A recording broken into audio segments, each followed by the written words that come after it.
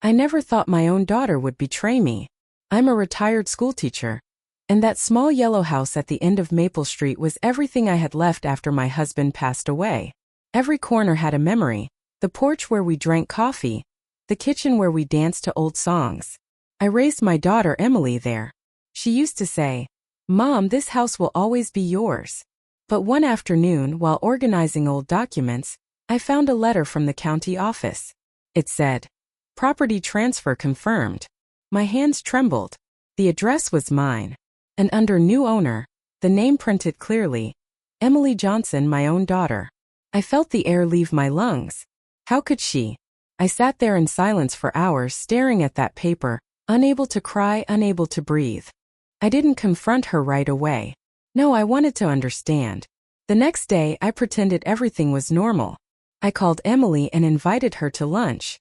She arrived in her usual rush, expensive purse on her arm, always talking about her new house and her husband's promotion. Over lunch, I gently asked about her finances, pretending to be curious. She smiled. "Oh, we're doing fine, Mom. Maybe one day you can move in with us. This big old house must be hard to manage alone." I forced a smile. My heart was breaking. She had already stolen it, yet she spoke as if she was offering me kindness. I nodded, acting as if nothing was wrong. But that night, I opened my husband's old safe and took out the documents he'd left me. The will, the deeds, everything. He had been smart enough to leave one small clause no one else knew about. In that clause, it stated that the house could never be sold or transferred without my consent as long as I was alive.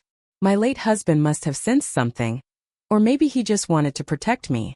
I took the documents to an old friend of mine, Henry, who was now a lawyer. He read everything twice and looked at me with wide eyes. "Mary," he said, "your daughter forged your signature. This is serious." My hand shook as I clutched my purse. "I don't want her in jail, Henry," I whispered. "I just want her to understand what she's done." He nodded slowly. "Then let's give her a lesson she'll never forget." That night I lay awake, staring at the ceiling, torn between love and anger. She was my child, but she had treated me like a burden. A week later, I invited Emily and her husband over for dinner. I made her favorite, roast chicken with rosemary. We laughed, shared memories, and she complimented how modern the house looked. "It's worth a lot these days," she said casually, as if testing me. "You know, Mom, selling it might not be such a bad idea." I smiled sweetly. "You might be right, dear. Maybe I'll think about it." Her eyes gleamed, and I knew she believed she had gotten away with it. But what she didn't know was that I had already contacted the real estate office and the court. With Henry's help, I had reversed the fraudulent transfer and placed the property under a trust, one that I controlled entirely. The trap was set. 2 months later, Emily called me crying. "Mom, you won't believe it. Someone bought our house. The bank says it's been transferred." I kept my voice calm. "Oh, really?" "Yes," she sobbed. "But how? We didn't sell it," I said softly. "Well, sometimes paperwork has a way of catching up with people, dear." There was silence on the line. "Mom, what did you do?" she whispered. "What I had to," I replied. "You see, Henry discovered that Emily had secretly used my house's equity to pay for her own home's mortgage. In other words, she had gambled my future for hers. I had every legal right to claim compensation. So I did.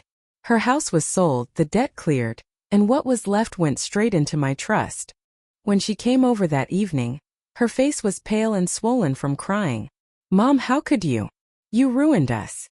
I looked at her quietly. "No, Emily. You ruined yourself when you treated your mother like a fool." Tears welled in her eyes, and for a moment, I saw the little girl she once was. "I just wanted to make things easier for us," she murmured. "You wanted to make things easier for yourself," I said. "You forgot who built everything you have." She covered her face and sobbed, whispering, "I'm sorry." I reached across the table and placed my hand on hers.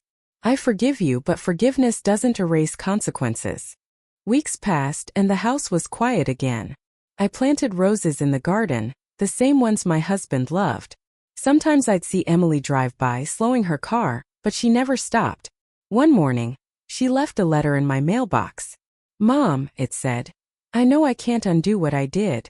I just want you to know that I'm sorry, and I'll earn back your trust someday. I smiled faintly as I folded the letter and placed it next to my husband's photo. Maybe someday, I whispered. But for now, peace had returned to my home. The house stood not as a memory of betrayal, but as proof that no one, not even family, can take your dignity if you stand your ground. When people ask me why I didn't just walk away, I tell them this: sometimes the best revenge is quiet strength. I didn't shout. I didn't fight. I simply used the truth and the law. Because love doesn't mean letting others walk over you. It means knowing your worth, even when those closest to you forget it. Thank you for listening to my story. If you believe in strong women who rise after betrayal, make sure to subscribe and join me for more stories like this one. Until next time, take care, and never let anyone silence your voice.